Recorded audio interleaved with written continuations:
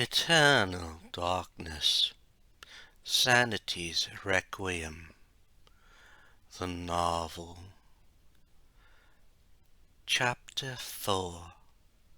Poor Little Dancing Girl.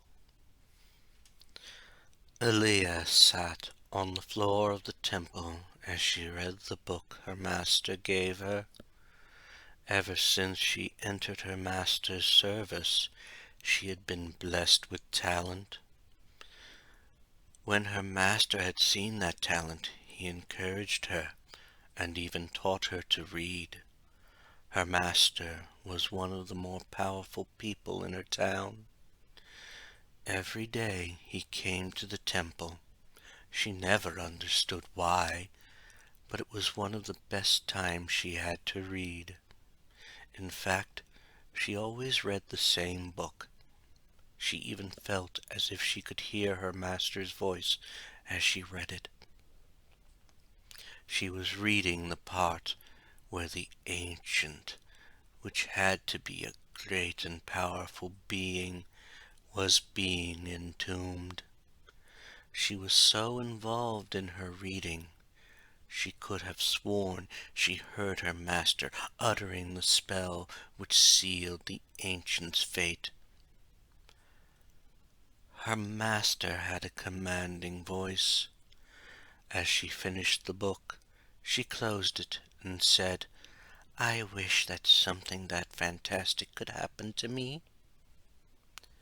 She was surprised when she heard the stone door of the temple closing. She quickly got up and ran towards the door, but she was too late. She was sealed in the temple.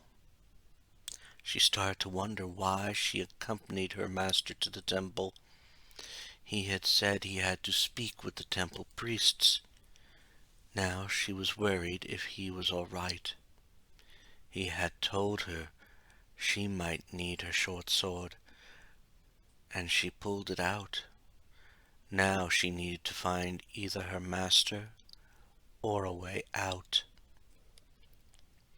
Aaliyah looked around the entry room of the temple. She had never been beyond this room in the temple. In fact, she never even looked it over, but now she had to. As she ventured into the room, she noticed a strange pattern on the floor. It was a triangular design, with 3 strange markings in it. Plus, in the middle of the triangle was another strange marking. Her attention was then drawn to the multi-armed deity in the room. As far as she knew, that was who the temple was for. The only odd thing was the necklace around the deity's neck did not seem right. She could sense some sort of power emanating from the necklace, but it seemed wrong, especially for a fertility deity. She removed the necklace, and soon she heard a rumbling. She turned to see the northern wall sealing up. She thought about replacing the necklace, but something told her not to. She then noticed the way to the south was clear. As she entered the room, she gasped in fright. On the floor were dead bodies. What made it worse was that those bodies had to have been there a while. The temple had been defiled with the corpses of the dead. She wondered where the temple guards were. She could not believe they would allow that to happen. It was the very opposite of what the temple was for.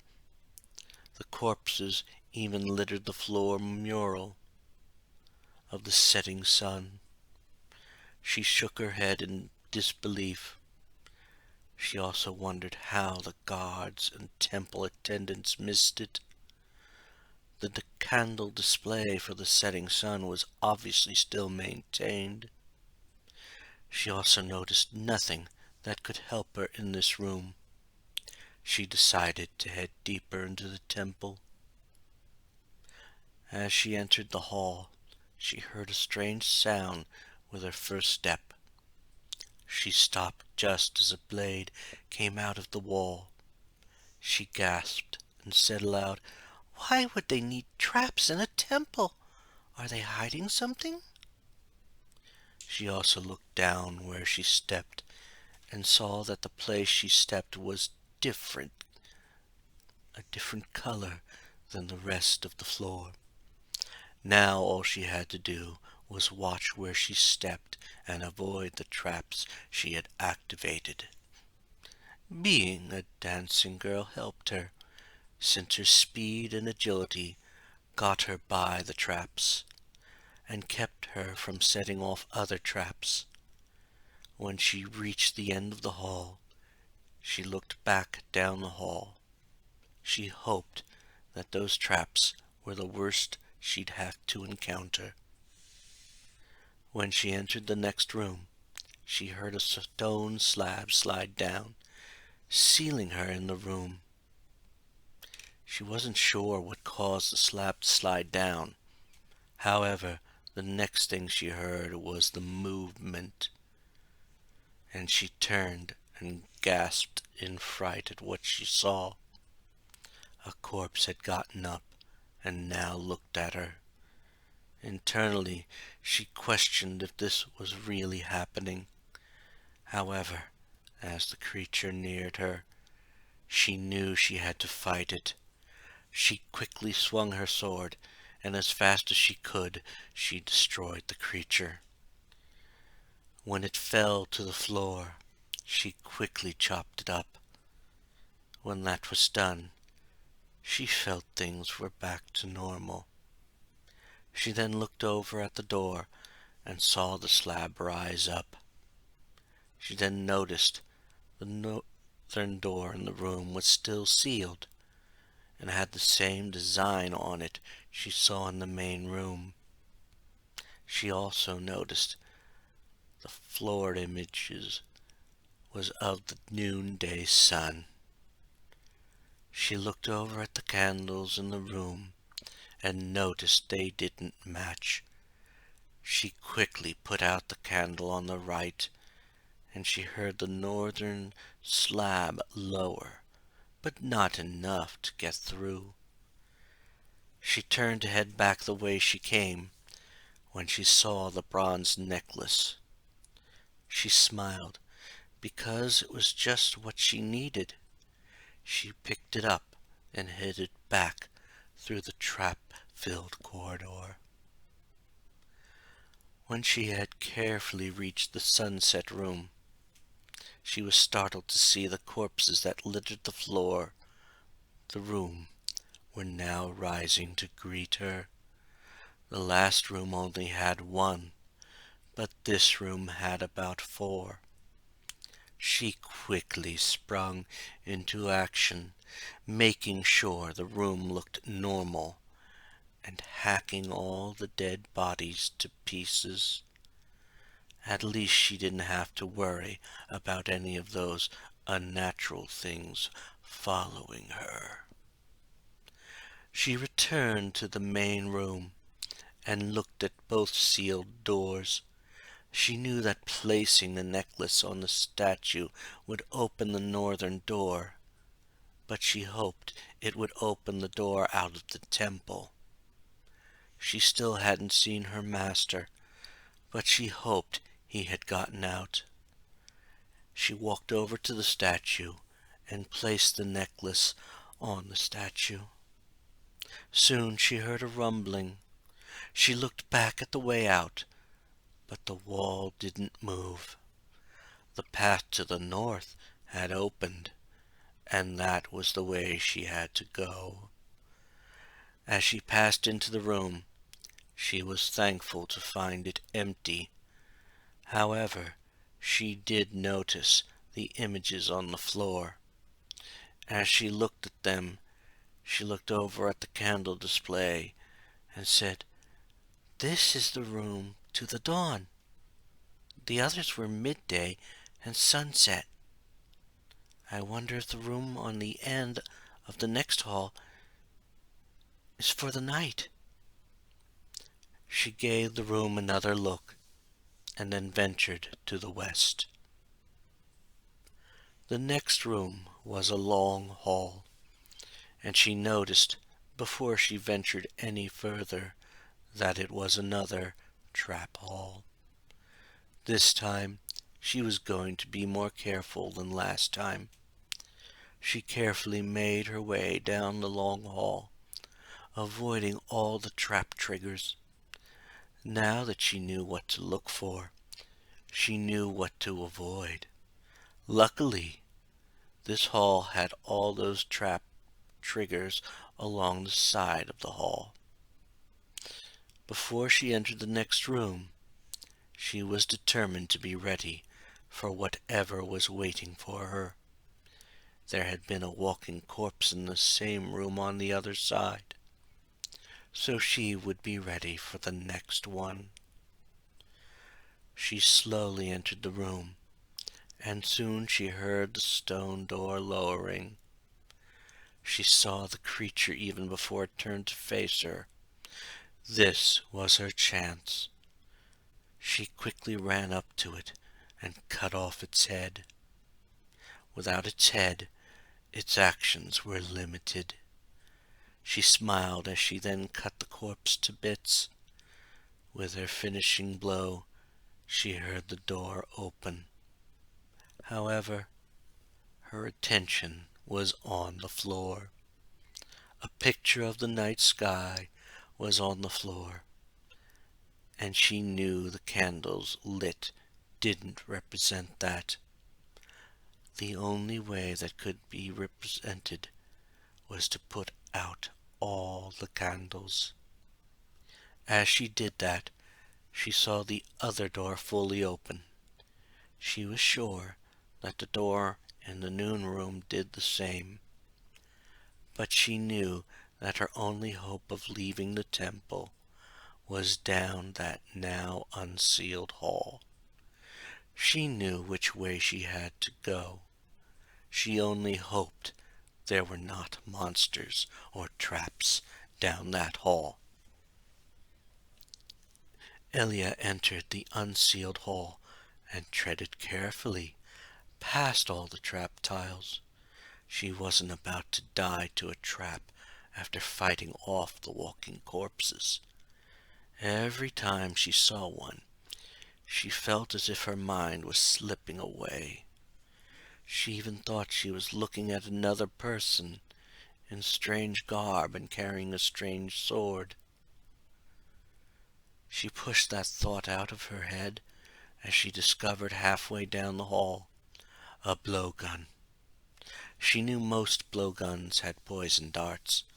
However, she did wonder if that poison would work on the creatures that now lurked in the temple.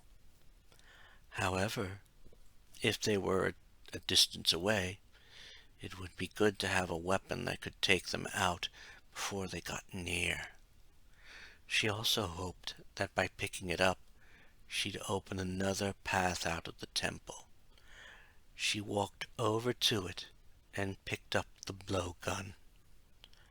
When she had it in hand, she felt the floor give way. It felt like she was falling for a long time, and soon she hit the ground. She was lucky she survived the fall. However, her sword had not. She saw it in pieces at her side. It was not a weapon she wanted to lose, especially when she saw two corpses approaching one of the temple guards. It seemed to her that this guard did not have a weapon to defend himself. She knew what she had to do. She had to save the guard and hoped he would show her a way out. She readied the blowgun and fired it at the two advancing creatures. Almost instantly, the creatures turned to attack her, but she kept them moving. She also noticed that the creatures acted as if they were hurt, even though she hadn't fired any more darts. It had to be the poison. Using her dancing skills, she kept out of the creature's reach. Soon she saw them fall to the poison. As they laid there, she shot one more dart into each one, just to be sure they were dead. It also made her feel better. She then walked over to the guard and said, "Are you all right?" She watched as he nodded and said, "Thank you. I saw that your sword had broken. I can repair it for you, for it will serve you better than the blowgun you now carry." She wanted to refuse the offer, but she knew he was right. She needed her sword back. She handed it to the temple guard and said, "Thank you. Can you also tell me how to get out of here?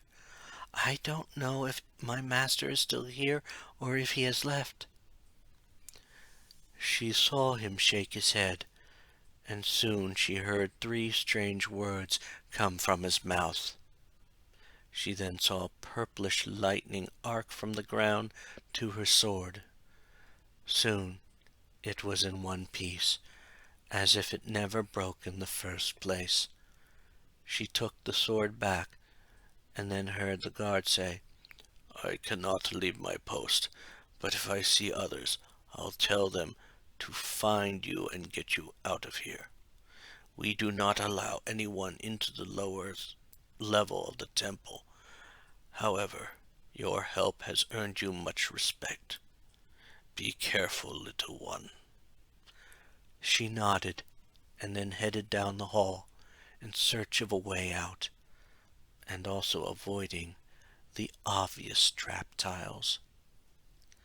As she entered the next room, she saw a huge picture of a skeletal man talking to her people outside a temple.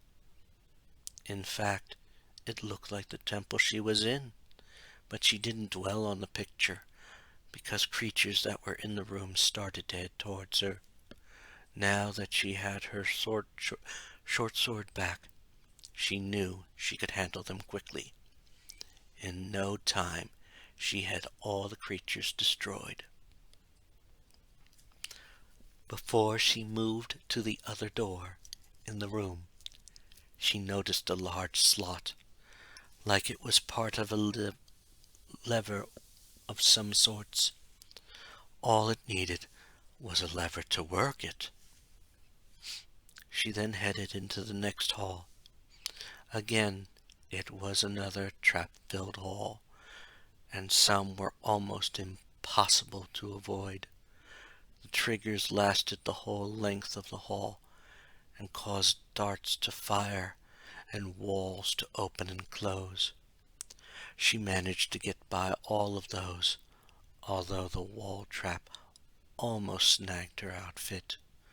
Luckily, that was all, and she didn't lose anything. As she emerged in the next room, she saw an odd sight. There were 2 types of creatures there, and the majority of the ones were attacking the lone one.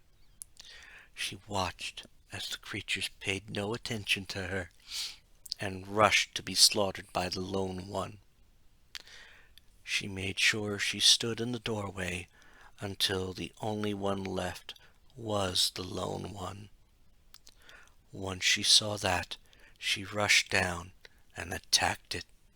She was pleased she had taken it down, but was surprised that different versions of the creatures existed. In fact, she had seen almost 4 different types of the same creature. She then noticed the picture on the wall of the room. It looked exactly like the last scene she read in the book. It scared her. Was the book real?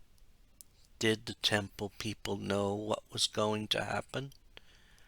She then glanced at the door to the north and hoped it led out of the temple, because she was getting scared to be here. As she walked down the hall she entered, She saw a larger room ahead. However, when she entered it, she saw why it was so large. Almost consuming the entire chamber was a huge thing.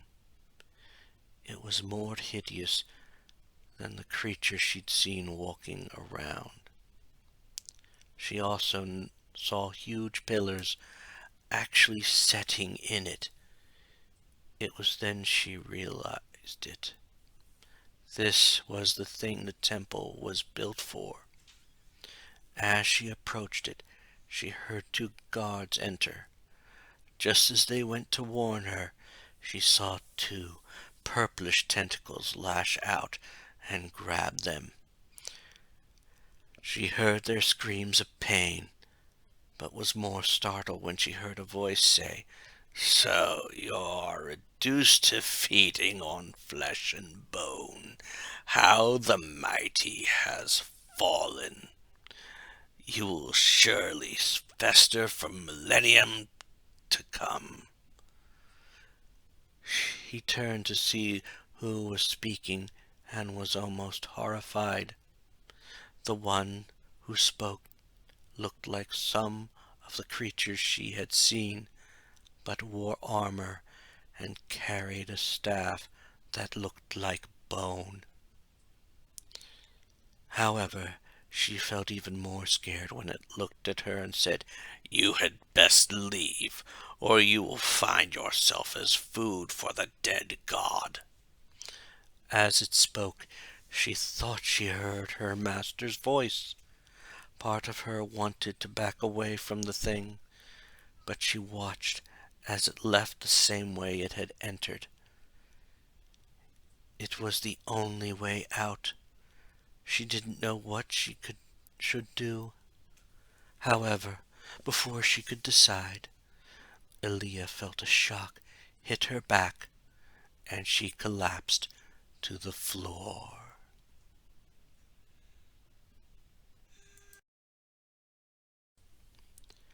Richard Cale watched as the guard approached the now fallen dancing girl.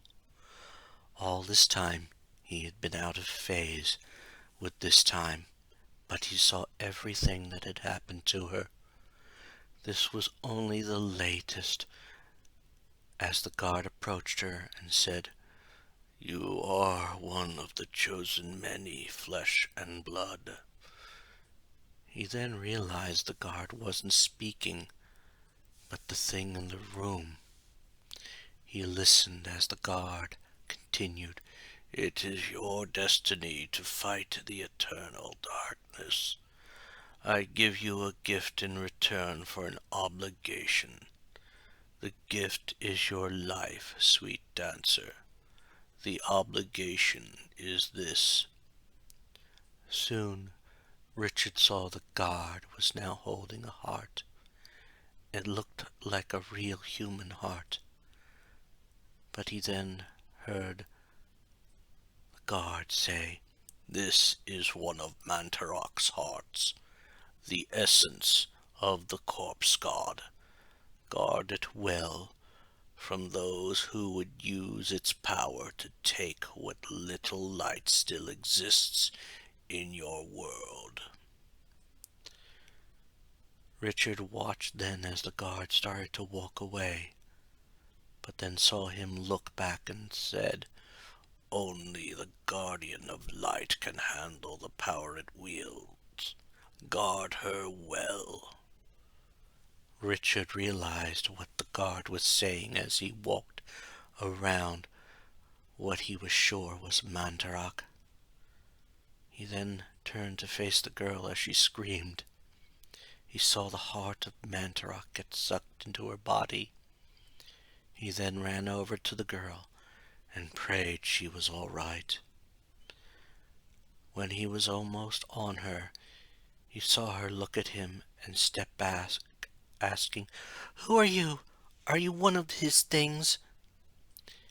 He knew what she meant, but he was also surprised at her speech, unless it was part of the dome's dark magic.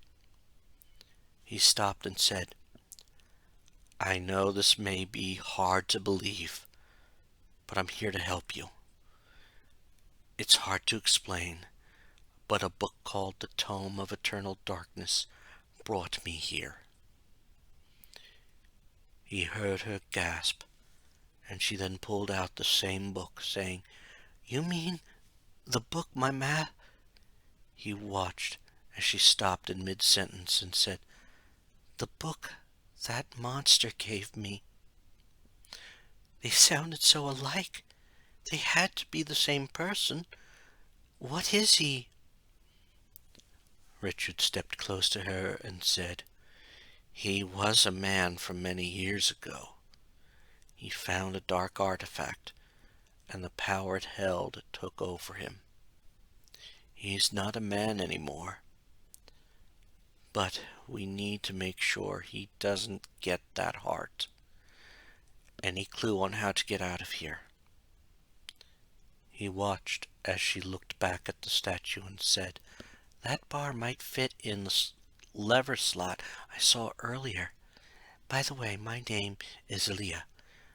I hope you have a weapon, because those things are everywhere." Richard pulled out his sword as he went to pick up the lever and said, "I know. My name is Richard, and I'll keep you safe until we get you out of here." However, he had a feeling she would not leave the temple. "Now, let's head back to the room you found the slot." He saw her nod, and soon they were off. It took them some time, taking care of remaining zombies, for lack of a better word for them, and headed right to the room. The traps were more difficult for him to avoid, but he managed. When they reached the room, he realized that the reliefs they had seen were only part of the story. Mantarok appeared to know this day was coming. It made Richard wonder if the day was planned. As he looked, he heard Aaliyah say, "Here's the slot. Just put the bar in there. I hope it opens the path out of here." He did so, and soon he heard a door open. But it was back the way they had come. He looked over at Aaliyah and said, "We have to go back to Mantarok's chamber. I think the door out is back there." As he led the way back there, he heard Aaliyah ask, "Do you know a lot about that thing? I thought this temple was for a fertility god." Richard said, "All I know for now is that Mantarok imprisoned 3 others long ago. It is one of them that Pius is helping. In fact, by the reliefs, Pius had been the one who caused Mantarok to start dying. By this time, they had entered Mantarok's chamber, and they headed around the main part of the Ancient. As they headed for the back door, they looked at the Ancient, and he heard Aaliyah say, "If we are the chosen ones, why can't we stop that thing?" By the time they headed through the door into the dark shadows of a hall, Richard just said, "I think you guarding the heart is your part of it." When they neared the end, he saw the room appeared to be a dead end. He just said, "Aaliyah, I'll check here for a hidden door." He stepped into the shadows, but he then heard her gasp.